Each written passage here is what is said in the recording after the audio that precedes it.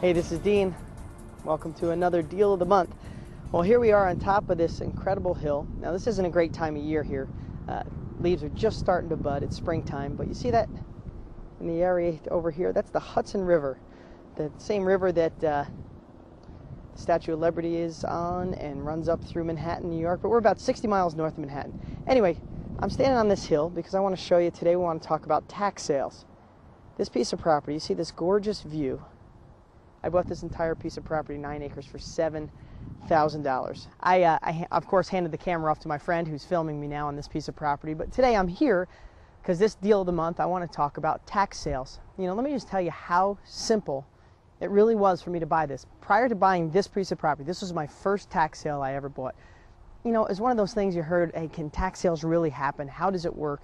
Well, there's a whole bunch of different formats for tax sales, and you can get all that information through our courses and kits and in my books. That's why you're watching this, because you most likely already have that, to define what a tax sale is. But at the end of the day, the definition of one is not as exciting of what the benefits it can be to you. And let me just tell you the benefit.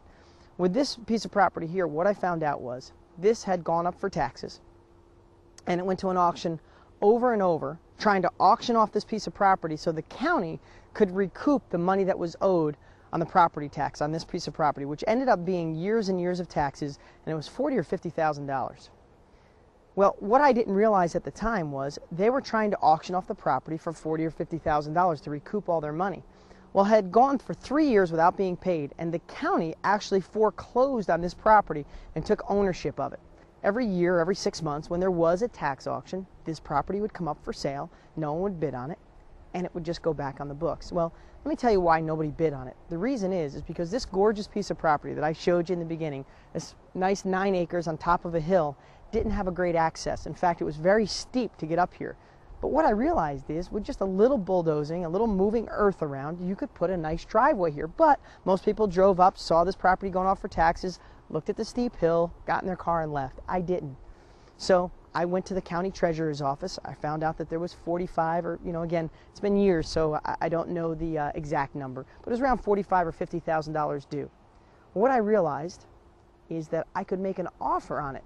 And since it had not sold in the tax sales, I offered $5,000 for this property. Now you think that's crazy. I offered 10% of what was owed.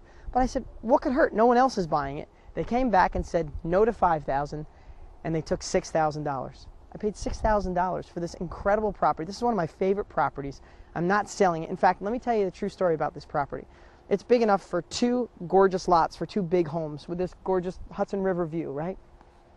I sold the lot right behind me, and I'll show you in a minute. I'll point the camera towards it. But I sold that lot for over $100,000. And it was to someone I knew, and they got a great deal on it because it was worth much more than that. But then I decided that I wanted to keep this piece of property, and I wanted to put my own summer house here someday. Not ready for it yet, but someday I want to put pool, tennis court, bocce, the whole 9 yards. And when I come to this area of the country, I want to be able to come here. So I literally bought the property back from them. I asked them if I could buy it back. So now I own it.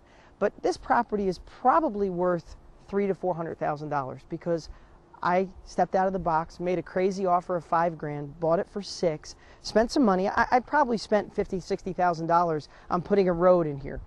But at the end of the day, $50,000 or $60,000 to have a piece of property worth $300,000, $400,000 in a low market, more in a high market, is an incredible thing. So here's what I'd love for you to encourage you to do.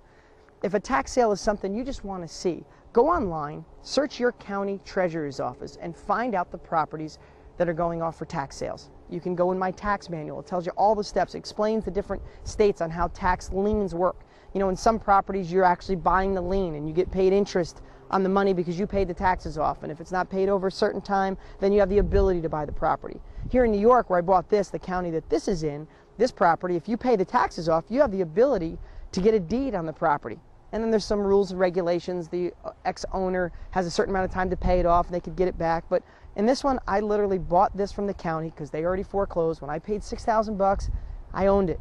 And, you know, it was an incredible thing. So I urge you, go online, Google your county treasurer's office, see if you can find the information online. If you can't, get in your car and drive to your county building, the county seat, the town building that you live in, the town court, and just say, hey, there's tax sales. Where does the list come in? You can literally print or have someone hand you a list with properties on it and says, this property, this address, this is how much owed.